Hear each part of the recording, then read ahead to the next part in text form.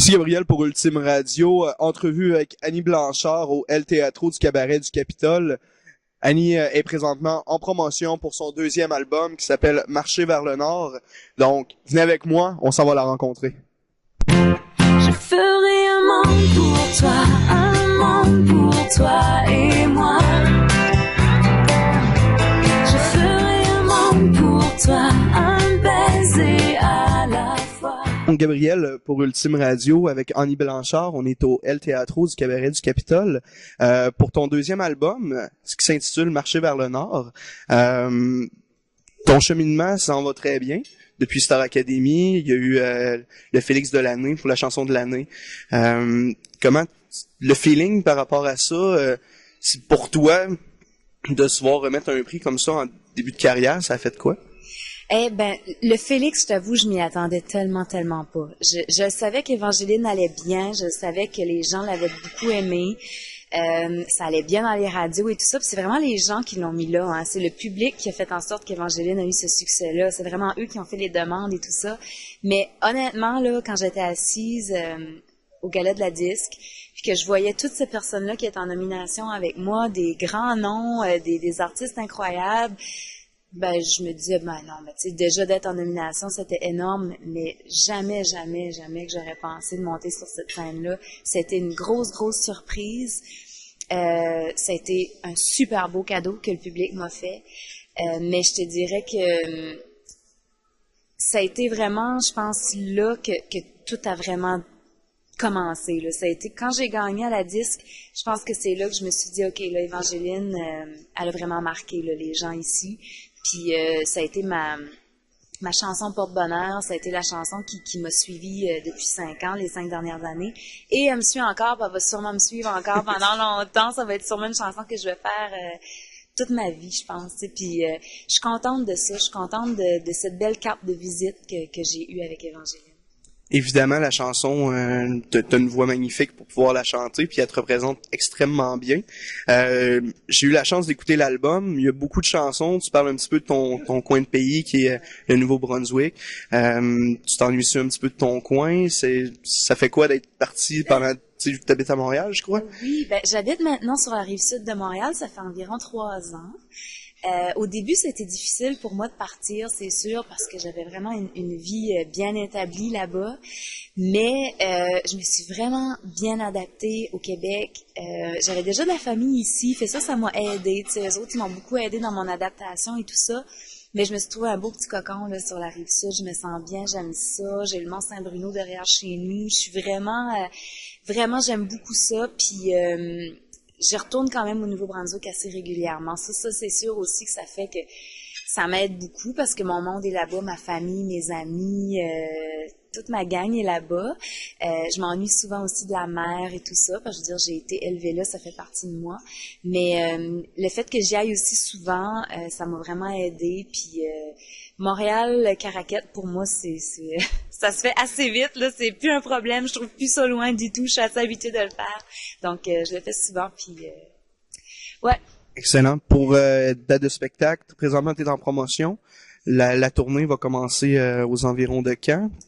Ça va commencer vite parce que on a décidé de faire notre entrée montréalaise le 27 octobre au Studio Théâtre de la Place des Arts. Je commence ça assez vite, c'est la première fois en fait que je fais un spectacle aussi rapidement après une sortie d'album. Mais là, je me sens vraiment prête. Ça fait 2 ans que j'ai ces chansons-là avec moi. Je les connais toutes par cœur. Je les vis vraiment depuis un bon bout de temps. Fait que je me sentais prête à faire de la scène. Puis mon band était prêt, tout le monde était heureux de ça. Ben pourquoi on attendrait plus longtemps? On y va, on fonce, puis on y va. Fait qu'on va commencer ça à Montréal. Puis là, il y a des spectacles de bouquet au Nouveau-Brunswick aussi au printemps 2011. Et là, ben les autres dates vont se confirmer. Là, on est en plein là-dedans. Là. Okay. Donc c'est normal qu'on n'ait pas trouvé de date pour le Québec. J'avais plein de gens justement qui me posaient des questions. Quand est-ce qu'on va pouvoir la voir à Québec? Puis où? À quel endroit? Il n'y a rien de confirmé encore. Excellent. Donc, c'est tout à fait normal. Le son, très différent du premier, on voit quand même que tu as gardé tes racines. Comment tu considères le son de cet album-là? Parce qu'il y a quand même beaucoup de collaborateurs, Jean-François Brault, entre autres. Donc, pour toi, dans le fond, c'est quoi le nouveau CD Parle-moi ça un petit peu. Ben, c'est sûr que le premier album, tu sais, il y avait Évangéline, il fallait qu'on fasse un pont avec cet album-là. Donc, le premier album était plus ambiant, plus relax, plus romantique, balade et tout ça. Le deuxième album, j'avais envie d'un petit peu plus, j'avais envie d'aller plus loin, tout en gardant, par exemple, mes racines folk et country. Ça, c'était très important que je garde mon identité musicale. Je pense que je l'ai vraiment trouvé, c'est là-dedans que je veux m'en aller. Je me sens bien dans ce créneau-là. Mais cet album-là, la différence avec le premier, il est plus coloré, il y a plus de rythme. L'instrumentation est différente aussi. Tu sais, le premier album, c'était plus doux. J'avais pas de guitare électrique, mais là, j'en ai. Fait que j'ai un son peut-être un petit peu plus corsé sur cet album-là. Dû au fait que j'ai fait de la tournée dans les 2 dernières années sur scène, je me suis amusée beaucoup. Étant donné que le premier album était plus relax, mais je suis allée chercher des reprises qui groovaient un peu plus. Je me suis beaucoup plus amusée sur la scène avec ces chansons-là. Puis j'avais envie pour ce deuxième album-là d'avoir ce même feeling-là, mais avec des chansons originales. Et on y est arrivé, puis je suis bien fière de ça. Beaucoup de collaborations. Justement, on parlait de Jean-François Brault. Tu as chanté avec beaucoup de personnes aussi à Star Academy. La meilleure collaboration que tu as eue, c'était avec qui? Et ça, c'est dur à dire. Au niveau de l'album, mon Dieu, je pourrais pas dire qu'il y en a de meilleurs parce que chaque personne qui a collaboré sur cet album-là, il y a eu quelque chose qui s'est produit, une petite étincelle qui s'est produite, qui a fait en sorte que j'ai voulu travailler avec eux. Tu sais, j'ai un duo là-dessus avec Laurence Jalbert, mais ça a été un moment incroyable pour moi. J'étais tellement heureuse qu'elle accepte de participer à ça. Steve Marin qui a écrit 2 chansons sur l'album, dont ce duo-là. Mes amis Jean-François Brault, Wilfred Le Boutillier, que j'adore, qui m'ont écrit des chansons aussi. Je pense que le fait aussi que ce sont en majorité des amis qui ont écrit pour moi, c'est sûr que les chansons me ressemblent énormément, les textes me collent à la peau. Je pense qu'ils ont été capables de se mettre à ma place puis de vraiment écrire des textes sur mesure pour moi.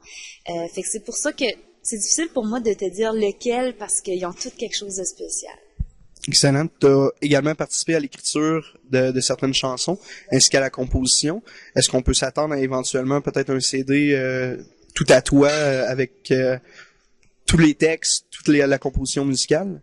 Je te dirais que je ne crois pas, parce que je commence à adopter, à apprivoiser mon côté auteur-compositeur. J'avais fait 2 chansons sur le premier album, une parole et musique. J'avais coécrit une chanson avec Catherine Durand aussi.